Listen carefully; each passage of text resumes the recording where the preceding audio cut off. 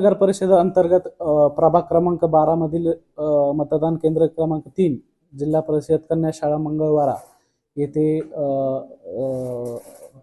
माननीय आमदार संतोषजी वांगर यांचं मतदान आहे आणि त्या ठिकाणी गेले असता ती आमच्याकडे क्लिप आलेली आहे. क्लिप थोडीफार अर्धवट आहे. त्याच्या अनुषंगाने PRO जे आहेत आमचे केंद्राध्यक्ष त्यांच्याकडून आपण अहवाल मागितलेला आहे की पूर्ण प्रोसिजर काय झाली होती, किती जण तिथे आपण उपस्थित होते मतदान केंद्रामध्ये आणि त्याच्यावरून जर तिथे जर गोपनीयतेचा भंग होतोय असं अहवालांती दिसलं. आता प्राथमिक दर्शनी तसं हे होते, पण त्याच्यावर पूर्ण आपण केंद्राध्यक्ष कारण की ते स्थळ पाहणी ठिकाणी होते तर त्यांना त्याच्याबद्दल अहवाल घेऊन जर त्यांच्या बाबतीत हे होत असेल तर आपण त्याच्यावर गुन्हा दाखल करण्याचे हे होणार आहे. कारण की जर एखाद्या मतदाराच्या मतदार कक्षामध्ये प्रवेश करून एखाद्या व्यक्तीला मतदार करण्यास हे करणे हा त्याच्या गोपनीयतेचा भंग आहे आणि तो भारतीय न्याय संहिता चे कलम 171 नुसार अपराध आहे. त्यानुसार जर असेल तर त्यांच्या अहवालावर, कारण की तेच प्रत्यक्षदर्शी होते, फक्त व्हिडिओवर उसळून हे न राहता त्यांच्याकडून अधिक माहिती घेऊन पूर्ण घटना तपशील तिथला हे करून आपल्याला त्याच्यावर कारवाई करता येईल.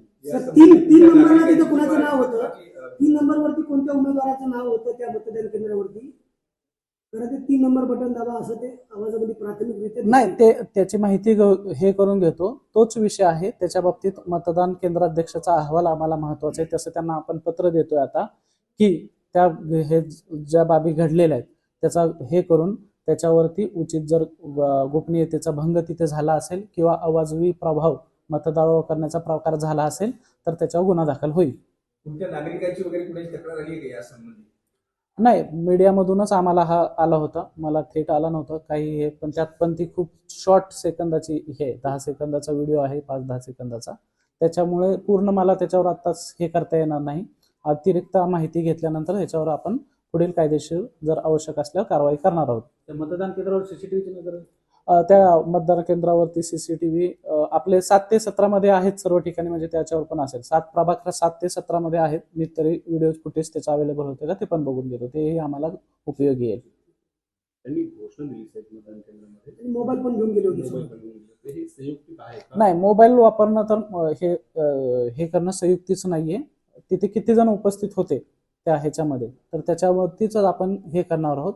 मोबाईल आपण ह्याच्या बाबतीत जाहीर प्रसिद्ध पण केलं होतं की मतदान केंद्रामध्ये आता जो मोबाईल व्हिडिओ आहे त्याच्यामध्ये त्या एका व्यक्तीच्या मुलाच्या हातामध्ये मोबाईल दिसतोय तर तो आपण हे करू, त्याच्यामध्ये पडताळणी करू. घोषणा देणं योग्य असतं का? घोषणेचं नाही, पण ते काहीतरी इशारा देण्याचं दिसून येते फुटेजमध्ये. ऑडिओ नीट नाहीये त्याच्यामुळे आपण हे करू शकत नाही.